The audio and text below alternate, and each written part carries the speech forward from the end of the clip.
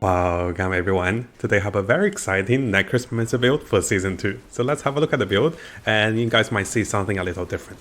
So looking right away, you can see that we're currently killing monsters through corpse explosion, but we're not doing damage over time. We're exploding the corpse explosion and doing burst damage to one-shot most of the monsters.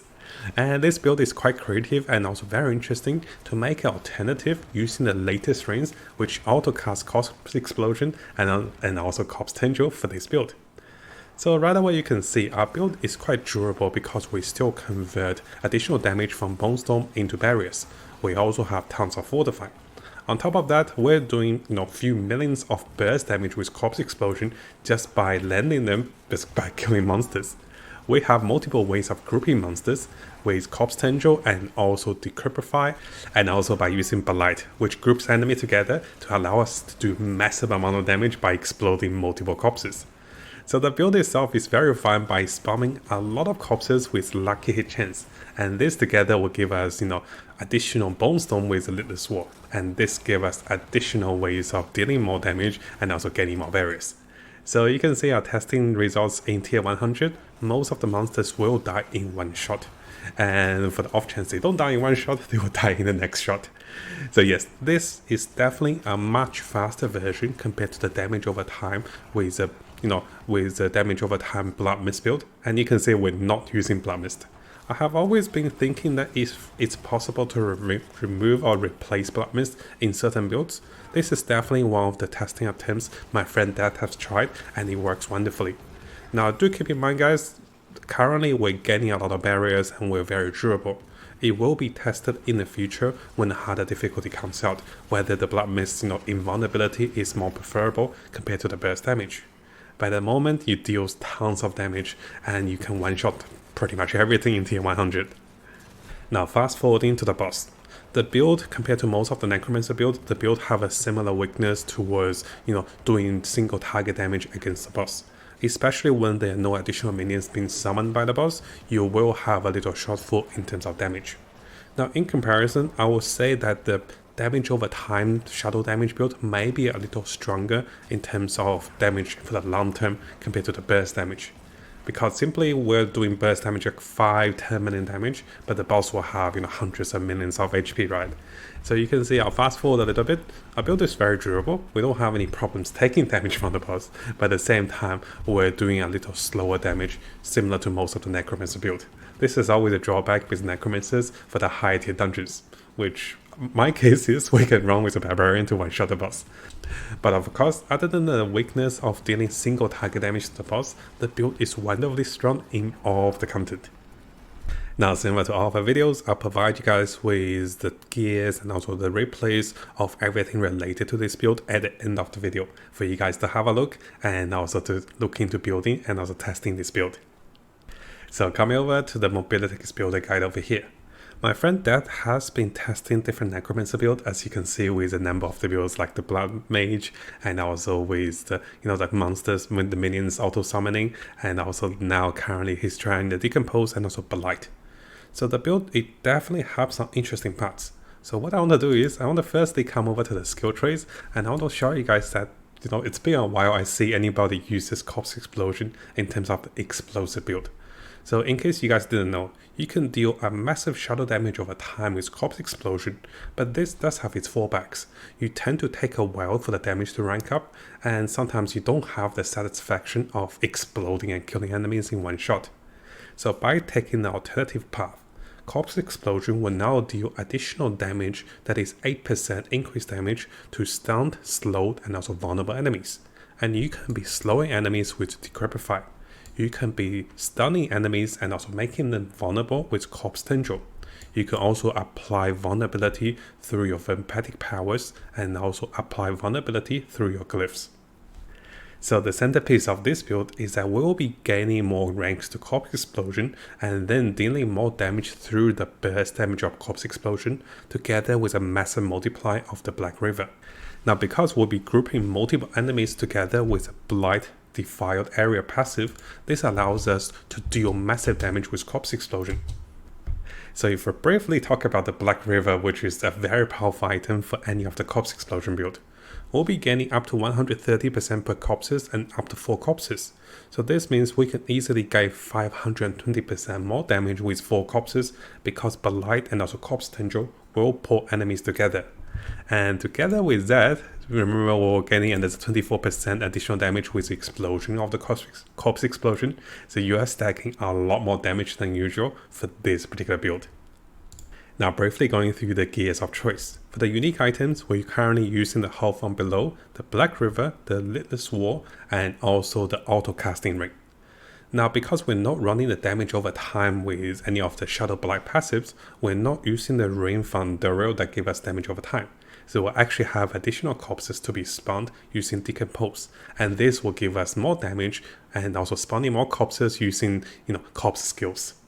Now for the other legendary effects of choice, we still have additional armor with Disobedience. Because we're not running Blood Mist, we want to be a little durable. We'll have the shielding Storm aspects to give us additional barrier with Bone Storm. Now the utility aspects over here, the aspect of the Void, allows us to pull enemies together with Blight, which will give us additional damage as they die on top of each other. One of the biggest source of damage was still coming from the Blighted aspect. So this is when you deal 180% more damage by triggering the Shadow Blight Kick passive. So here we're not trying to do damage over time with Shadow Blight, but rather we're gaining the bonus damage to deal more damage when Shadow Blight passive is triggered. And this can be triggered using any of the darkness spells like Decompose and also Blight. And finally, Decompose can chain up additional targets and this spawns corpses. And this will also spawn corpses under all affected targets. So together with Decompose and also Blight, you have utility to control enemies, spawn more corpses to allow you to do the one-shot corpse explosion with multiple corpses. Now because we're getting additional critical chance and critical damage from Corpse Tendril, we can enjoy additional critical damage as well this way. And over here you can see most of the Vampiric powers are pretty straightforward. We have a little bit lower cooldown reduction, we have more vulnerability damage, we have ways of spreading vulnerability, and also we have ways of getting more fortify and also more critical chance. As for the Book of the Dead, we're gaining more critical chance and also more critical damage and also more vulnerability damage. If you do find yourself a little weaker, you can still get all resist, that is also very powerful. But most of the time you'll find yourself more durable because here we're picking a lot of bonus armor. Having bonus armor and also resistance and also maximum life and also close fortified damage reduction really allows us to be very durable. So notice that for most of the pieces of the gears, we have combined both lucky hit chance, armor, maximum life, damage reduction. Lucky hit chance will allow you to get tons of corpses, which will be the focus for this particular build with the explosive corpse build. And on top of that, you'll be gaining additional ways to do more damage with critical chance, critical damage, and also vulnerability damage. Now we have talked about the skill tree briefly at the start. So here we're running Decompose together with Blight. And this will allow us to do additional damage to enemies who are decomposed and also enemies who are blighted. Here we're getting additional ways of getting more corpses. We are maxing out the corpse explosion for the explosive build. Now we're not running Blood Mist, so this may be a little scary and a little tricky for most players who have gotten used to Blood Mist as an escape card, so do keep that in mind. Now because we're not getting a lot of the shadow damage over time, damage multipliers over here, we can actually have a lot of spare points to go into the close damage and also range damage bonus. And you can see the skill trees will be adjusted a little bit. And here we have additional ways of getting more fortified. Now currently, my friend that has spent 1 point into the spike armor to have another ways of dealing damage and also triggering different additional damage procs against the enemies. And here you gain a little more essence and also you deal more damage because you're consuming more corpses. Now coming over to the Paragon board. Briefly going through the Paragon board, you can see we have 6 glyphs activated. So here you'll be doing more damage to crowd control enemies, which can be slowed, disabled, stunned. And here we'll be doing more corpses damage with your corpse spells. After that, you'll be doing more damage while fortified, more damage while you're doing critical strike damage, and also over here, you'll be doing more damage against vulnerable targets. Finally, you'll be doing more damage when you're healthy. For this build, you tend to be more durable, and because of this, you're quite safe for most of the content, even for tier 100. Now coming over to skill rotations. So the build itself is very straightforward. If you have played any of the Necromancer builds, you can feel the smoothness and also the refreshness because you're not doing damage over time. So here you'll be casting Decrypify as usual to debuff enemies with slows, which allows you to do way more damage. And together with the ability to trigger lowering cooldown with Decrypify, it's always a good spell to have on top of enemies. For most of the fights, you will be casting Blight and also Decompose to generate more corpses, and this will reduce the damage you take and also increase the damage enemy takes. By having Blight, enemy will be grouped together, similar to Corpse Tendril. And while your skills are triggered automatically, you'll also be actively casting your spells for additional damage. Now we have tested that if you don't actively trigger your spells, you can still do tons of damage because of the auto casting. And together with the Bone Storm, you'll be able to do damage offensively and also defensively. The Bone Storm will also give you additional damage reduction and also critical hit chance, which is also very good for a build.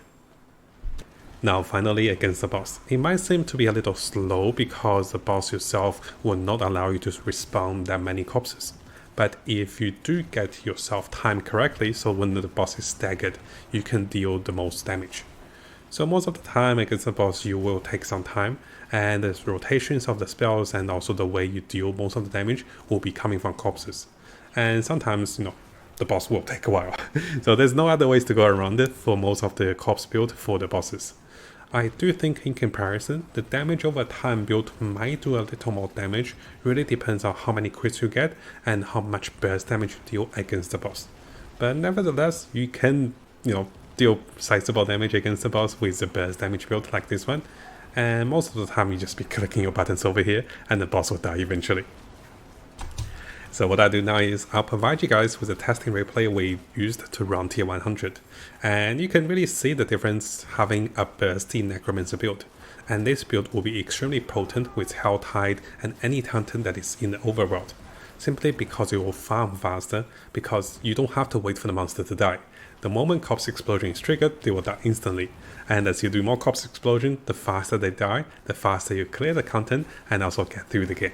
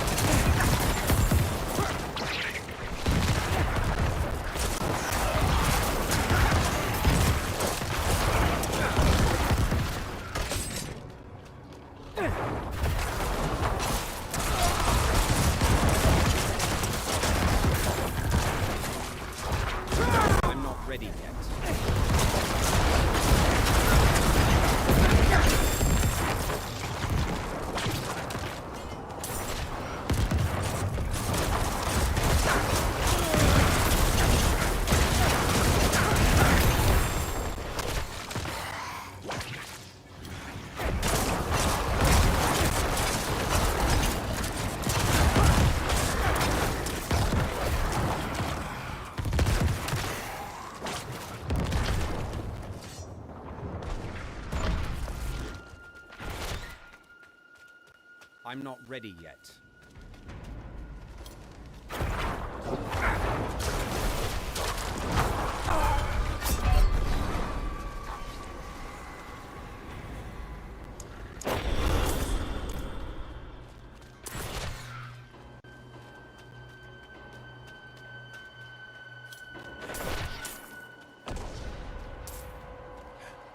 I need more time.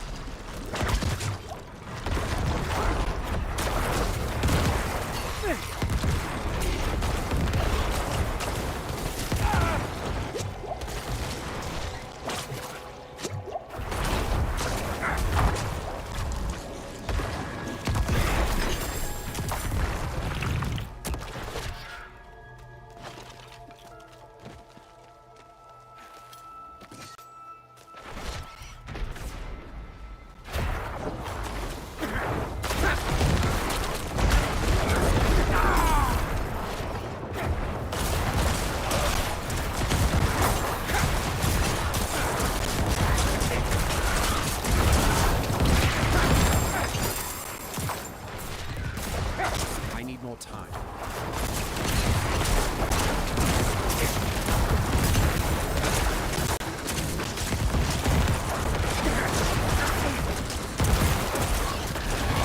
I'm not ready yet.